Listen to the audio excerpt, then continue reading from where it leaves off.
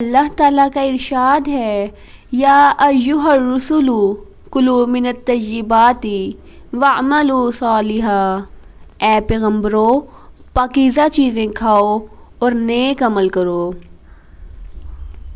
اسی لیے رسول اللہ صلی اللہ علیہ وآلہ وسلم نے فرمایا کہ حلال طلب کرنا مسلمانوں پر فرض ہے، اور فرمایا کہ جو شخص 40 دن ایسی حلال روزی کھائے جس میں حرام کی قطعاً آمیزش نہ ہو تو اللہ تعالیٰ اس کے دل پر نور کی تجلی ڈالتے اور حکمت کے چشمے اس کے دل سے جاری فرماتے ہیں۔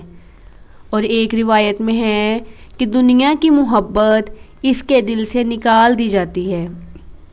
حضرت سعد رضی اللہ تعالیٰ عنہ نے عرض کیا، یا رسول اللہ صلی اللہ علیہ وآلہ وسلم، دعا فرمائیں کہ میں جو دعا مانگوں وہ قبول ہو۔ آپ صلی اللہ علیہ وآلہ وسلم نے فرمایا، حلال روزی کھاؤ، دعائیں قبول ہوں گی۔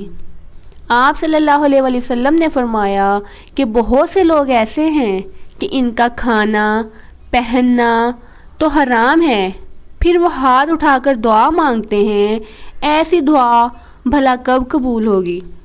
آپ صلی اللہ علیہ وآلہ وسلم نے فرمایا کہ ایک فرشتہ بیت المقدس میں رہتا ہے جو ہر روز یہ منادی کرتا ہے کہ جو شخص حرام کھائے گا اس کے نہ تو فرائض قبول ہوں گے نہ سنتیں، اور ارشاد فرمایا کہ جو شخص 10 درہم دے کر کوئی کپڑا مول لے اور اس میں 1 درہم حرام کا ہو، وہ جب تک اس کے بدن پر رہے گا اس کی نماز قبول نہ ہوگی۔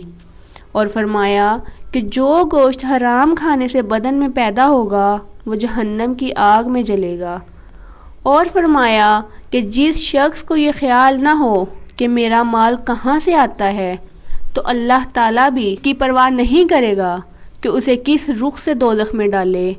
اور ارشاد فرمایا کہ عبادت کے 10 ٹکڑے ہیں جن میں سے 9 ٹکڑوں کا انحصار طلب حلال پر ہے، اور ارشاد ہوا کہ جو شخص حلال ڈھونڈتے ڈھونڈتے تھک ہار کر گھر جاتا ہے تو جب سوتا ہے تو اس کے سب گناہ معاف کر دیے جاتے ہیں، اور جب صبح سو کر اٹھتا ہے تو اللہ تعالیٰ اس پر خوش ہوتے ہیں۔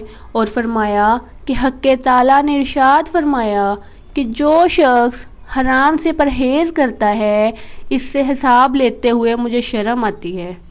اور ارشاد ہوا کہ ایک سود کا 1 درہم 30 بار زنا کرنے سے بہتر ہے، وہ بھی اس شکل میں کہ زنا اسلام کی حالت میں کیا جائے۔ جزاک اللہ۔